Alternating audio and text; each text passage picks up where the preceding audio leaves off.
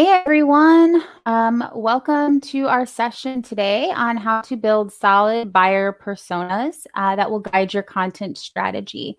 We'll just take a second or two, maybe we'll get started here at like 1:02, just so we can give some people a time to join the session. So we'll get going in just a moment.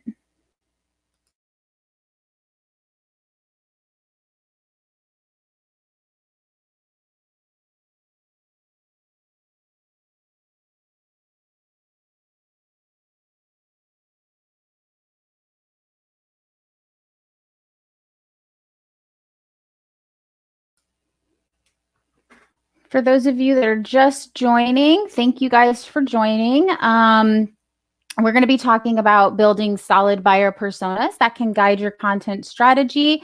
I'm Stephanie Mansueto, and I'm going to be your host today. And I think we can go ahead and get started because we do have a lot to get to. So I'm Stephanie, and I'm the head of content at Rock Content. Rock Content is a marketing company that offers content marketing services and platforms that help marketers and businesses scale their content production.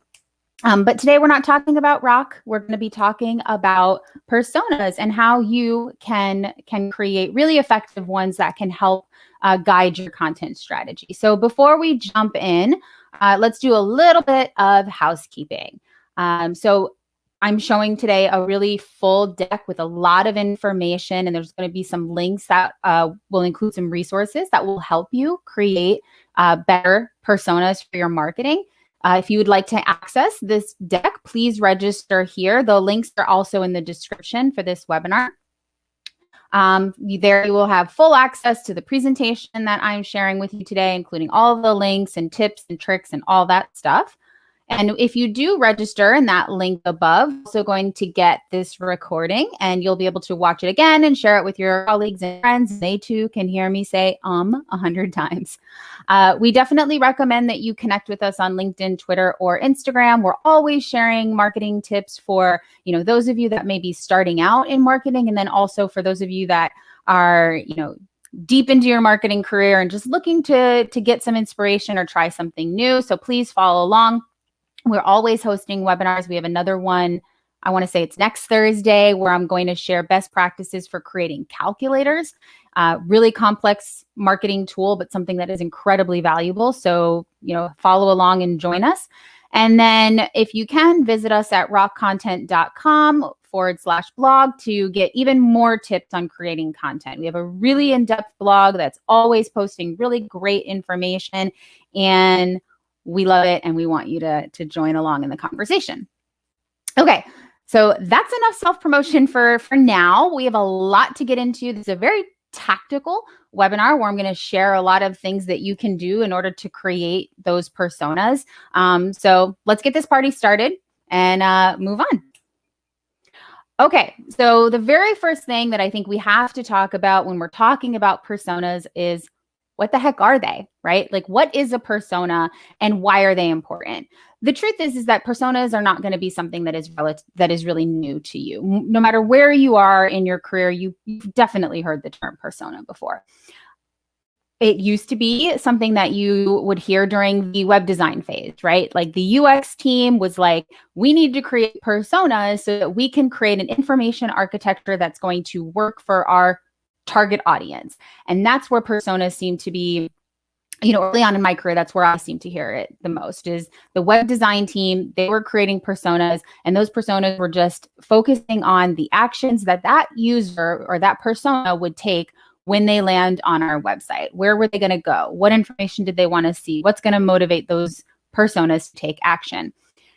But now I feel that personas are valuable in almost anything that we're doing, right? Sales should have personas. The HR team and recruiting should have employee personas, and marketing should have personas too. So let's dive in. So personas are a fictional character created to represent a user that may engage with a site, brand, or product. You can see here, I've got some fun little funky personas kicking here, and these are the names that we usually see, right? Like, we have some kind of adjective that talks about, who they are and what how to describe them. So you have creative Christina, marketing Mike, salesy Sharon, IT Ivan, social Steve, and then enterprise Aaron are just the ones that I whipped up for fun. But this is kind of where we would usually go when we're creating our personas. But what can a persona help marketing accomplish? A lot. It can really help us accomplish a lot. So some of those things include getting a fundamental understanding of who we are creating content for and what is going to motivate them to move through our buying funnel. So we are all creating content. I don't know a brand that's not creating content in some form, whether it's writing for their blog, posting on their social channels, creating video content on YouTube, making a podcast. We're all creating some form of content, and all of our content has a goal. It should have a goal. Otherwise, it's what is the point? And if we don't have a persona for that content, then we're not going to achieve the goal that we have for that content piece. So creating these personas makes it very clear what should be in our editorial calendar, and what we should be focusing on to motivate our audience to ultimately become our customers. And then when they become our customers, retain and stay our customers. They also can help us have an understanding of what motivates our buyers. They also help us have a fundamental understanding of what motivates our buyers so that we can create better content, make better decisions on how we update and innovate our product or our services, and so much more. So if you're thinking about, depending on the kind of product or service that you offer, your personas should be driving the innovations. It shouldn't just be an internal conversation of what we think our customers want. Our personas are going to help us identify where we should be putting our efforts so that we can improve and offer the services and the features and the updates that our customers really, truly want, because everything is always evolving and people's needs are rapidly changing. And so having these personas will help us make better business decisions. And then they also help us create highly targeted marketing campaigns that can increase the lead quality, the number of site visitors, and how much our customers engage with us. And that really, really important thing is it helps us improve customer retention. We're going to talk a little bit about personas and the life cycle of them and how often we should change and update them. But the truth is that we should always be evaluating our personas, because our customers, like I said, are always evolving and their needs are always changing. So having a good, solid persona is also going to help us retain customers as well as attract new ones. So I think, to summarize what I just said, personas are very important and they truly can help both marketing, sales, customer success, all of us, the company, accomplish a lot. But how do we create them, right? Like, we all know that these things are important, but I feel like if you've been in marketing long enough, there's a lot of things that you need to do. And that, you just don't have the time. Like, who has the time or the resources to accomplish all of the things that we want to accomplish, but also need to accomplish? So I've broken down the process of creating personas in this presentation in a way that I hope helps you feel less hesitant to tackle this task. So let's get in. So how to create a persona. So the purpose of personas is to create reliable and realistic representations of your key audience segments for reference. And these representations should be based on qualitative and some quantitative user research and web analytics. Now, I pulled this from the usability.gov site. I thought they have a really great bank of materials to support the justifying the value and the effort that goes. They have really great resources that help justify the effort that goes into creating personas by demonstrating what the ultimate value is. So I really think if you haven't looked at their site, definitely take a look. But I loved this quote or this description of really truly what a persona's purpose is. So when we think of the steps that are needed to take, that we need to take in order to create a persona, I feel like there's 4 key steps. The first one is quantitative analysis. And I think that this step is extremely important, especially if your business works with a wide range of industries and roles. So here at Rock Content, we are a software company and a marketing services company. It's a very general description of the things that we offer. And as you can imagine, because we are a marketing software company and a marketing services company, we don't have one segment that we're one industry that we work with. We work with so many different industries, from finance to tech to professional services to governments. Like it does not. It's not just one segment of the population. And so we can't just skip the quantitative analysis. But let's say, for example, that you create a software that handles logistics for craft breweries, and that's it. Then you kind of already know who your target market is because you have such a niche product. Most of us are not going to have a niche product, but this step is incredibly important, especially if you're, casting a wide net and going to be targeting multiple roles at different tiers in a company, as well as different industries. Then we would move on to qualitative analysis. This is when we would conduct customer interviews to get a sense of what motivated those customers to purchase our product, what challenges they're currently facing, and so much more. We'll dive into the questions of what you would want to ask, but this is also a key important because this person bought your product, and hopefully they are actively using your product or services.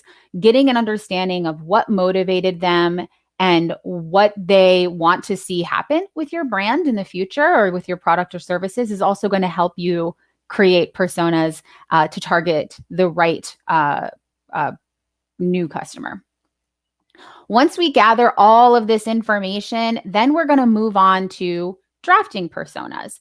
And drafting personas is when we compile all of the gathered information into one document for easy reference. And then we are going to identify commonalities amongst our customers so that we can create a persona. That's what we're trying to do here. We're trying to identify trends. When we're doing this quantitative analysis, when we're looking at all of our customers, when we're looking at the roles, when we're really compiling all this information together, we're trying to identify commonalities. Like, does it seem like we're mostly working with people in this role, or is it all over the place? I can tell you here at Rock, and I'll use us as a reference a lot because I'm familiar with it. We mostly work with people in marketing, and the roles that we work with are, a little spread out among the marketing team, but they kind of fall into a couple of the same buckets. So we work with marketing managers, marketing directors, content managers, content creators. And so it was easy for me to identify these roles when I did our quantitative analysis. And that's what you're going to be doing. You're aiming to find out what are the trends and what do these personas or these customers that we already have in common. Then once your work is all done, you can share your personas, share those with the organization and let those thank yous roll in, because I'm not exaggerating when I say that personas really can transform your business, not just for the marketing team, but the sales team and beyond. So you'll be able to give yourself that pat on the back. So this is great. Let's get into the meat of it. So step 1, quantitative analysis. We're going to gather a list of our customers. You might need some help here because getting a list of customers can sometimes be a difficult task depending on how you store your information. But you've got to get that list of customers. And the information that you will want about your customers is going to vary depending on your product or services. We already kind of talked about that niche product stuff, but for us, we want information like demographics, right? Information such as company name, industry, revenue, total number of employees, and headquarters. So this is like who is the key user, the main point of contact at our customer's office? What role are they in?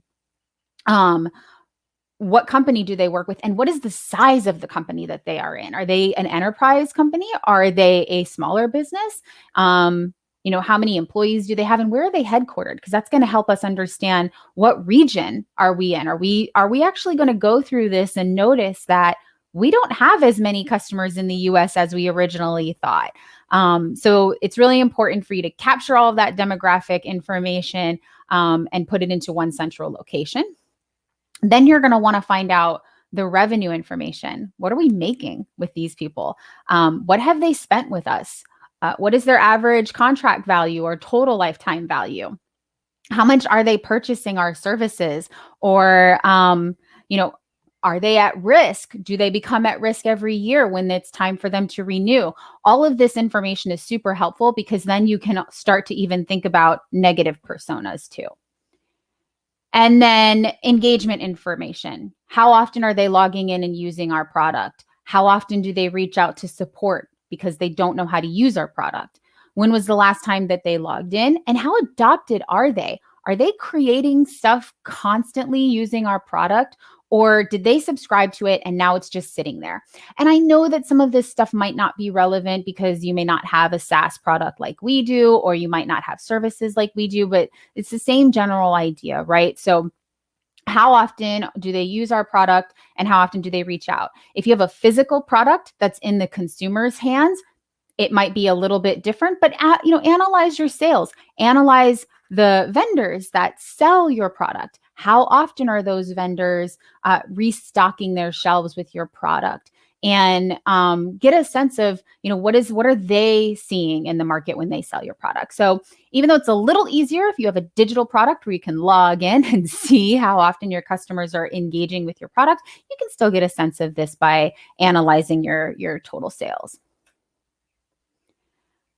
What we're going to do after we compile all of this information, and more than likely in a spreadsheet, we're going to look at things and identify trends. We're primarily going to focus on industry and title. Are we mostly doing business in a specific industry?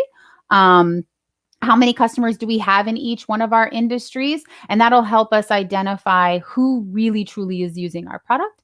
And then also by title. Is our buyer mostly a senior level person or are they mid-level person?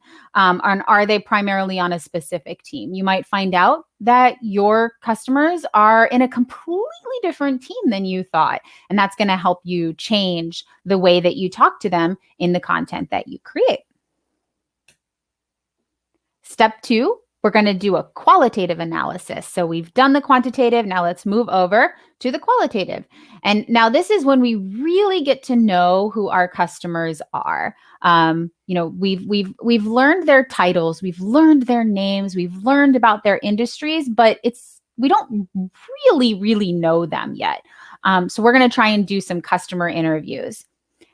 Some people really don't want to do this part because they don't want to hear no. It's really hard sometimes. People are busy. It's hard to get someone interested in doing a customer interview because sometimes they don't feel like it's anything, it's worth their time. They're doing it just for you.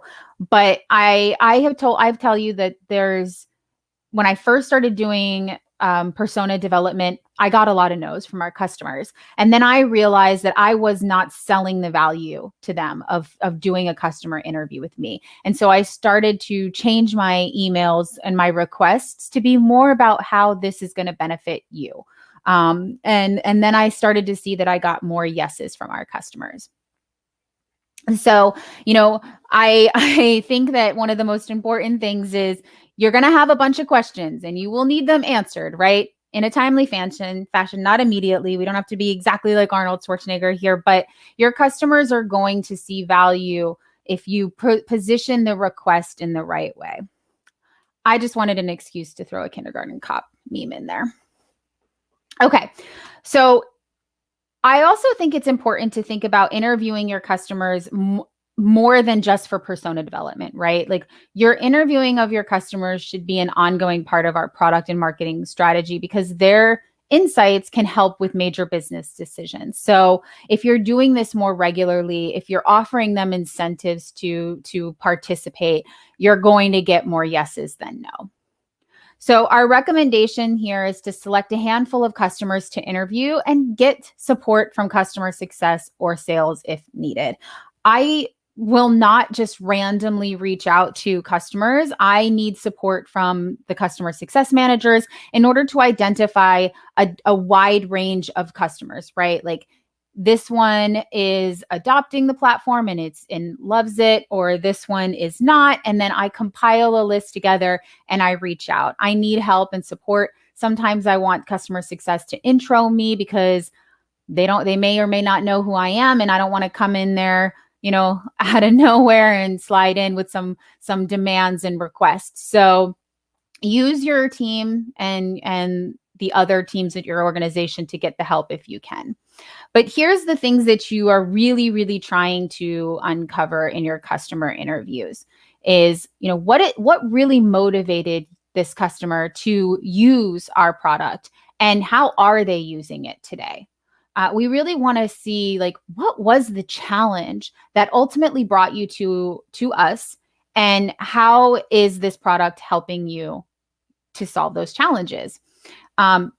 Hopefully we've solved those past challenges, but what are the new challenges? What are you facing now? Having received this access to this product or service, has anything changed? Or, do you have new challenges now that have come up?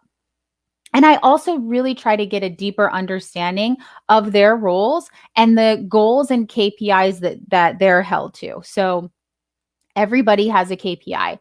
Everybody has a goal that they need to achieve. And understanding what my existing customers' KPIs are is going to help me get to the core of what my persona's KPIs are. This is going to help me create content that tells them why my product is going to help them achieve their goals. And this is just a really important thing for us to understand. I'm on demos all the time for marketing material and products, and I can't tell you how many times nobody asks me what we're measured by. And it's a huge miss, because asking me, what my KPIs are and what I'm trying to achieve with my team is the best way for a sales rep to position their product to solve to solve my challenges and to ultimately help me get my KPIs achieved. So, really important to understand that. And then also, what were they doing before using our product and service? What was their past state? We know what their current state is. Their current state is they're using our product and service. We can't plan their future state. We hope that it includes us. But what was your past state? What was that like? Because that's where our personas are. Our personas are in our past state. So really try to get an understanding of where they were, what were they trying to solve, what were they doing, and ultimately how we helped. And then also, what concerns did they have about purchasing our product or services? Was it just cost? Was it time? How long was it going to take for us to get adopted in this platform or these services? And really just get an understanding of their concerns, because then we can create content that addresses those concerns. And then also, what sites do they visit to get professional information? What blogs are you reading? What magazines are you reading? What forums are you on? Where are you getting your information to grow in your career and in your role? Because it doesn't matter how experienced this person might be. I could be talking to the CMO of a Fortune 5, Fortune whatever company. I can't even think of what they would be, but I could be talking to a CMO at a very well-known company. They are still reading. They are still learning every day, because things are always evolving. So we need to ask, what sites do you visit to get professional information? And then we can use those sites to help us too. So compile all of this information into one central location. And I say do this quickly because it is in and out. So what I like to do after I hold a customer interview is I take a Google Doc and I write out everything. It takes a long time, but I compile all of their answers into one Google Doc so that I have all of it organized, even though I record calls. So we can't use that as our excuse. The sooner it gets out of our head, the sooner we can get all of our thoughts on it and put it all into one central location. And I cannot stress this to you enough. And I hope that you understand that I'm stressing this to you, because obviously something in the past has happened to me, but don't skip documenting all of this information. Your team is going to love your final persona, but someone is going to ask you to see the raw data. It's inevitable. I remember the first time that I did personas, I did all of these customer interviews. I organized everything. I thought, well, but I did not save it in one central location.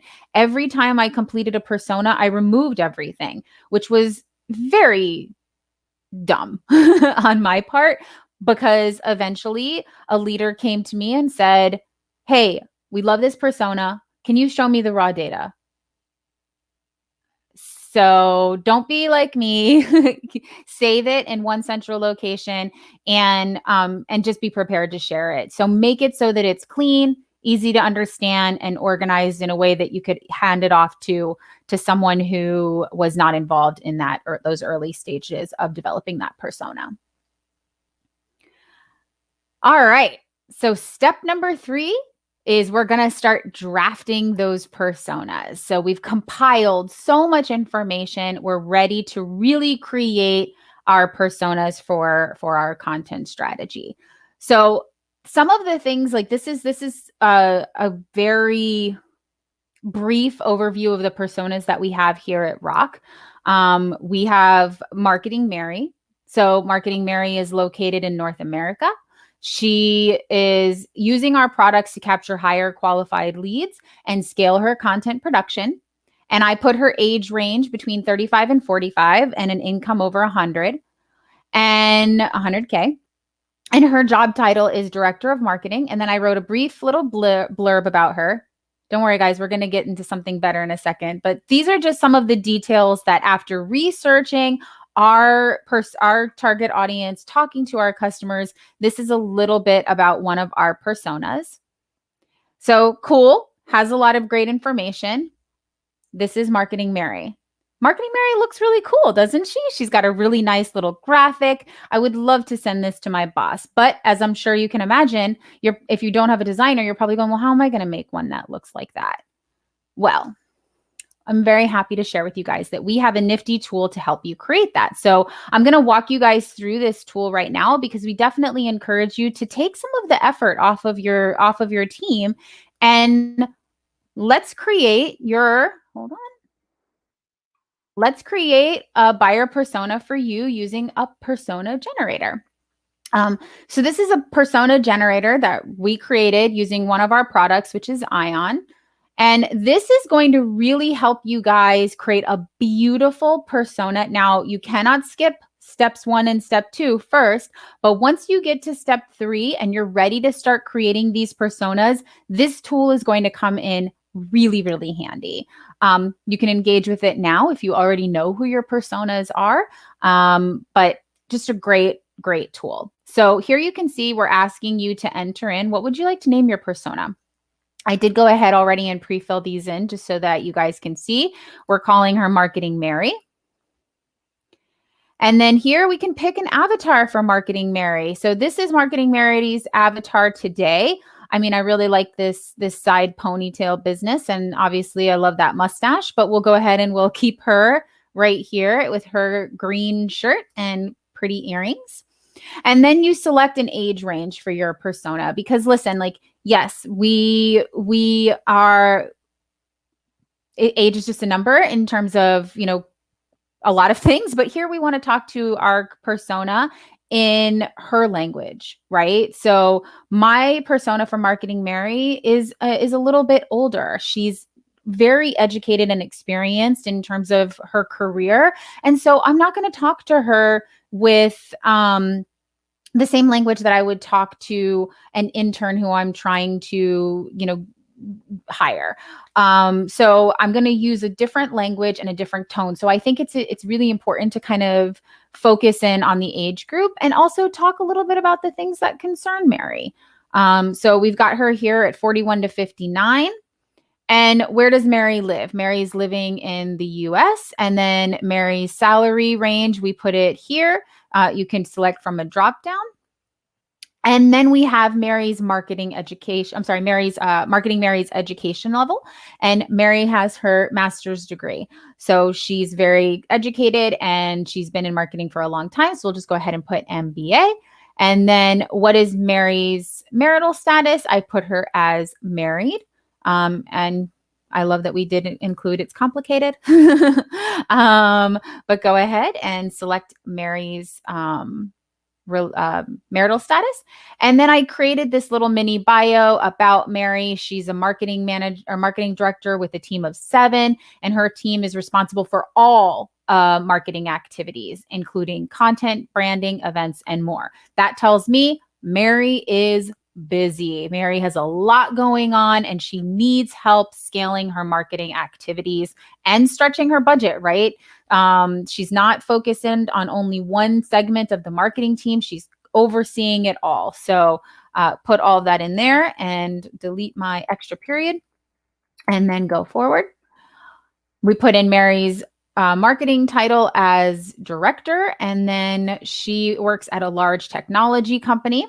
And then I put 200 and then a few of her responsibilities.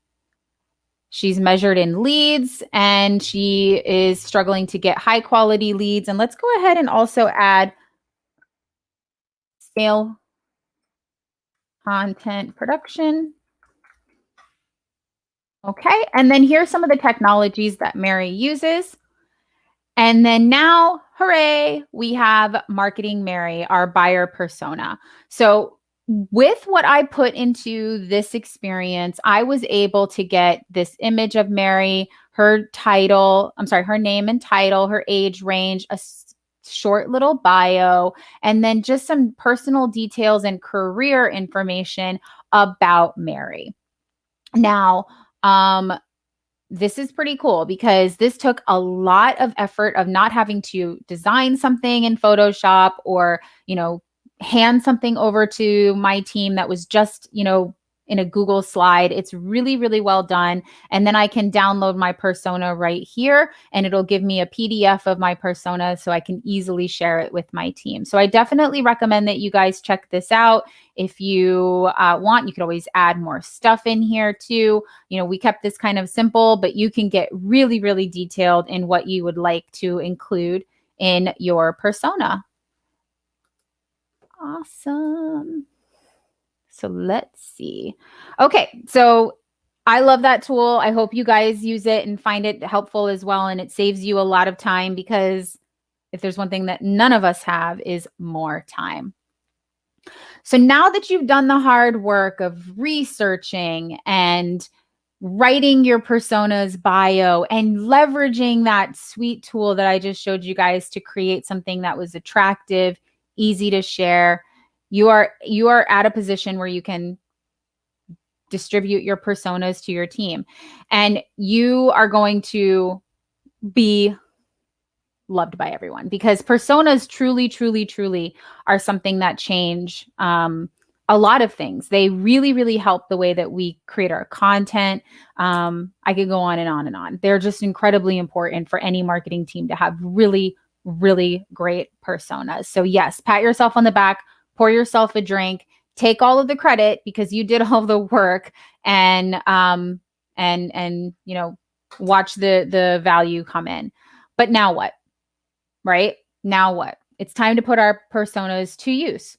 So one of the first things that you can do for once you have your personas, and this is the first things that we did, was we created a lead magnet for our personas. So Marketing Mary, she's suffering from a lack of time, right? She's got so much responsibility. She doesn't know how to scale her content production. She knows that she needs to really, really create high quality content, high quality marketing campaigns. She only has a team of 7, which seems like a lot, but it's really not considering how much work she has to do. So what can I do for Marketing Mary to educate her on how she can get more bang for her buck? I'm going to create a lead magnet that she can download that talks about content scalability and using a platform to scale your content needs. So that's a good thing for that. And then also we can segment lists by persona, because for us, we have a product that is primarily used by marketers, but you can create interactive content in it. You saw the experience I made. So sometimes designers are also using our product. So we do have a persona for designers. What I email to a designer is wildly different than what I want to email to Marketing Mary. What I want to email to Marketing Mary is going to talk about return on investment. It's going to talk about time savings. It's going to talk about leads that she can generate. It's going to talk about quality of leads that she can generate. But if I'm going to have a designer persona, that persona is not going to care about return on investment of a platform, scalability. They want to know creativity. They want to know about features. They want to know about, new and innovative ideas. It's just completely different. And so having these personas will make it easy for you to segment those lists, so that you're only sending the right content to the right persona. Because what happens when you get something in your email that is not relevant to you? You unsubscribe. And none of us want that, especially if it's something we could have avoided. Personas will also help us personalize our content, because we all have, it's not even a buzzword anymore. Personalization is essential to a marketing team's success now. We have to create content that has more that is relevant to our users, that feels like it was tailored to them and the challenges that they have, and not something that we're just sending out to everyone. And having these personas will really help you. If you use marketing software like Demandbase or other tools, you can personalize your website. And even Ion can personalize your website as users come in, based on what you already know about them and based on their persona. So incredibly important, and something that will increase your lead conversions and also make people just love you, because personalizing an experience for someone it's expected at this point. This is also going to help you audit your content for misalignment. So you probably are already creating a ton of content, but now that you have established who your personas are, there's a very good chance that there's a lot of content that is completely misaligned with your persona. Again, going back to Marketing Mary is one of our core personas, and she is a senior marketing leader. But I had a ton of content that I wrote for someone who was not aligned with Mary's knowledge. And so I still, because of the services and the products that we offer, there's still a place for that persona, for that more junior, just learning about marketing persona. But Mary is the buyer. Mary is someone who actually has the ability to buy my product and services. So I need to focus on making more content for Mary, and my more junior personas can maybe get less content. So this is going to help you identify misalignment and fix those issues in your editorial calendar. And my favorite as a lover of content is that having this persona is going to help you identify co-marketing opportunities with companies that your persona already reads. So Mary, during the interview process, told me, these are the sites I visit for reference material. This is the magazines that I subscribe to. Maybe Mary's reading Ad Age or Adweek or, HubSpot or Drift. And these are all of the materials and resources that Mary feels are the most valuable. I want to do a partnership with them, because more than likely there's dozens of other Marys that are just waiting for a product like mine. So this really helps you identify where your co-marketing efforts need to be.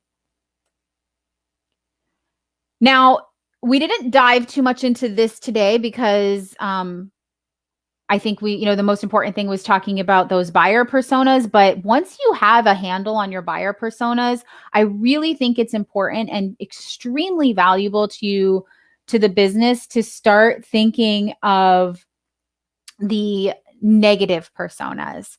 Negative personas are a fictional buyer that you don't want. They are a fictional buyer that you actually want to avoid. So why should you create negative personas? And I'm okay with my avatar there being the negative persona for this idea. A negative persona can help you reduce the average cost of acquisition. We spend a lot of money acquiring new customers. We all do. It doesn't matter what business or industry you are in. It costs a lot of money to acquire a new customer. So if we know who we should not be targeting, if we know who is a negative persona, then we can reduce the average cost of acquisition. It minimizes wasted time and money that we will spend on targeting those wrong people. We don't want to target a negative persona. So what can we do to make sure that we're not spending our time or our money on those efforts? And then it helps us get to know even more about our buyer persona. So when it comes to creating a negative persona, it's very similar to how you would create a buyer persona. But it's going to really help, depending on how your company works. And I'm speaking again about Rock here. If we get a demo request or an inbound from a negative persona, we know not to pursue it, right? Let's put them through our email so that they can read our blogs and get fully more educated, learn about our products in a different way. But we're not going to spend the effort having sales call them. We're not going to have them go through our normal sales cycle because we know that it's a waste of our time and theirs. And so this is just a really smart way to minimize those costs, minimize the frustrations of working on trying to convert a lead that is not going to convert because they never were meant to be. Another thing is we understand that certain people are not going to be able to use our product because of whatever the case might be, right? Like we know because we've been doing this for years. So, having this understanding of, what is the persona that we don't want to target really helps us save time and money. So I definitely recommend creating negative personas as well as those buyer personas.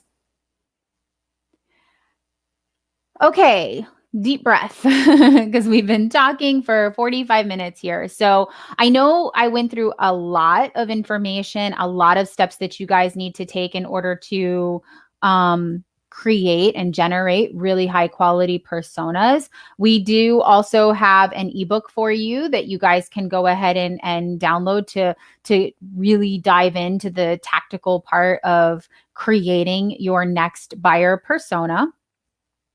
So definitely go ahead and check that out. There's also a link in the description here.